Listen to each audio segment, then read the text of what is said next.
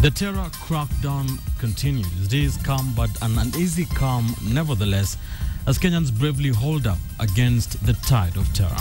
Even as hopes are rising with each and every day that it's not just the calm before the storm, there is appreciation for the action that has been taken by the government. And this is with the conviction that it is decisive action that will stem this tide of terror. KTN's incisive coverage on the war against terror continues.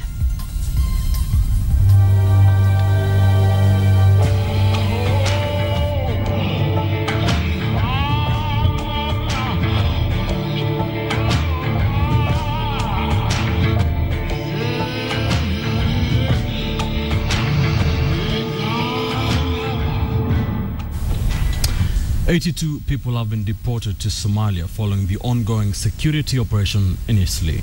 472 people are still being held by the police, and this comes as the government now gazettes Kasarani Stadium as a police station. And as KTN's Rita Tinina reports, the media and human rights organizations were for the very first time allowed to catch a glimpse of the screening process at Kasarani. Since the Eastleigh security operation began, Kasarani Stadium, which was transformed into a screening ground for those arrested, has remained a no-go zone, at least for the media, human rights organizations and aid agencies, amid claims of human rights violations. To try and clear its name, the government invited the media and human rights organizations on a tour of the screening area. No individuals are sleeping here, as it was indicated earlier. On arrival at Kasarani, those arrested are booked into the occurrence book. They are then taken into the screening room. Here, their documents are verified by several agencies, including the Immigration Department, the National Registration Bureau, and the Refugee Registration Center.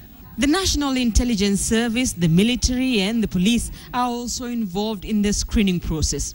Those who fail the test are taken to another interrogation. We have also released individuals who have appropriate documents, and those who have refugee documents are taken to the refugee camps. The government, which on Monday announced it had screened over 3,000 people, will not give the numbers of those released or taken to refugee camps, but is certain that 82 people have been deported to Somalia. The ambassador of Somalia to Kenya was part of the team that escorted the aliens to their country.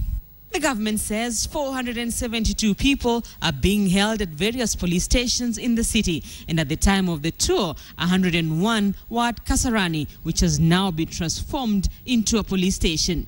We have gazetted this place as a police station where screening of those who have been arrested in the soup are being undertaken. The security operation in the city continued as a man who was arrested in Eastleigh over the possession of 47 passports and who was arraigned in court on Tuesday was released.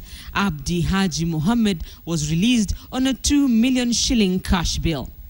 It was the first time that the media and human rights organizations were being allowed into the screening grounds at Kasarani. But not even the hurried media tour will serve to silence the critics, with the spotlight firmly remaining on the country's newest police station. Rita Tinina, KTN, Kasarani.